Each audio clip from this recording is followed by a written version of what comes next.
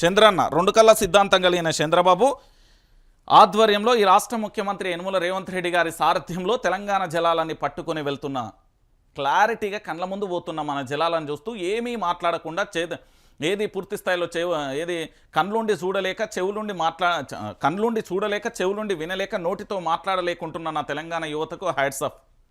ఎందుకంటే ఆంధ్ర పెత్తందారి వ్యవస్థ కింద మగ్గిపోయి ఈయన యొక్క గురి గారి కోసం అంటే చంద్రబాబు గారి కోసం పూర్తి స్థాయిలో తెలంగాణకు సంబంధించిన బనకచెర్ల ప్రాజెక్ట్ అయినా కాళేశ్వరం ప్రాజెక్ట్ అయినా లేకపోతే శ్రీశైలం ప్రాజెక్ట్ అయినా నాగార్జున సాగర్ ప్రాజెక్ట్ అయినా అడ్డగోలుగా దొంగతనంగా నీళ్లు ఎత్తుకపోతూ ఉంటే తెలంగాణ సమాజానికి సంబంధించి కనీసం ఈ తెలంగాణ ప్రాంతంలో వచ్చిన వారు చీమును ఎత్తురు లేనట్టుగా వ్యవహరిస్తుంటే నాకు చాలా బాధ అనిపిస్తుంది.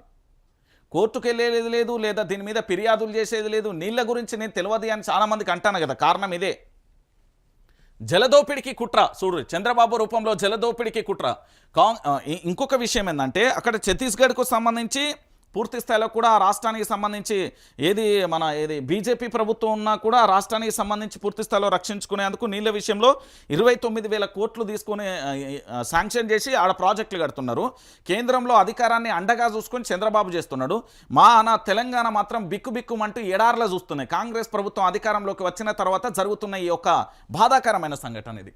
ఒకసారి చూడురు, ఇది చంద్రబాబు రూపంలో జలదోపిడికి కుట్ర. కాంగ్రెస్ టీడీపీ తెలంగాణకు ద్రోహం చేశాయి. ఆ రెండింటి హైబ్రిడ్ కల్పం ఒక్క రేవంత్ రెడ్డి స్వార్థం కోసం దుర్మార్గానికి దిగజారుతుండు. ఆంధ్రాకు కృష్ణా నదిని కృష్ణార్పణం చేసిండు. తన పదవి కాపాడుకునేందుకు తెలంగాణను దోచిపెడుతున్నాడు. జలసౌదకు మరో ఉద్యమం తప్పదు. సూర్యాపేటలో మీడియాతో జగదీష్ రెడ్డి అంటూ కూడా చెప్తున్న పరిస్థితి కనబడుతుంది.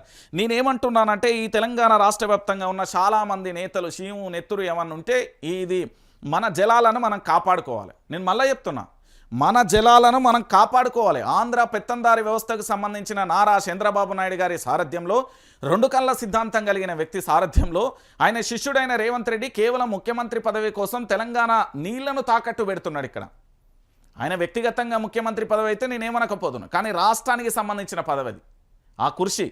మరి ఆయన ఏం చేయాలి? తెలంగాణ ప్రాంత ప్రజల కోసం పనిచేయాలి కదా.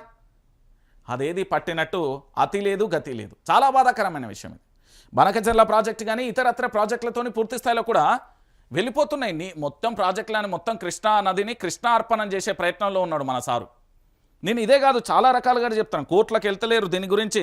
మనం ఏది 1955 టీఎంసీలు అంటే సార్ 1000 టీఎంసీలే చాలంటాడు. ఏందో ఈ కథ అయితే నాకైతే అర్థమవుతలేదు. చాలా బాధాకరమైన విషయం. యావత్తు తెలంగాణ సమాజం కూడా ఆలోచించాల్సిన విషయం ఇది. మనం కష్టపడి తెచ్చుకున్న తెలంగాణ అండి. 1200 మంది విద్యార్థుల ఆత్మ బలిదానం అండి. కరువు కాటకాలు వచ్చినప్పుడు కాపాడే నది